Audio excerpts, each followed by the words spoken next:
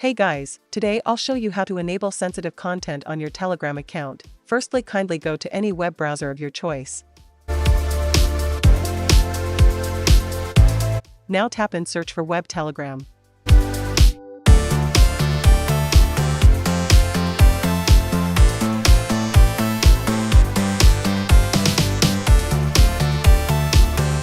Select the first website.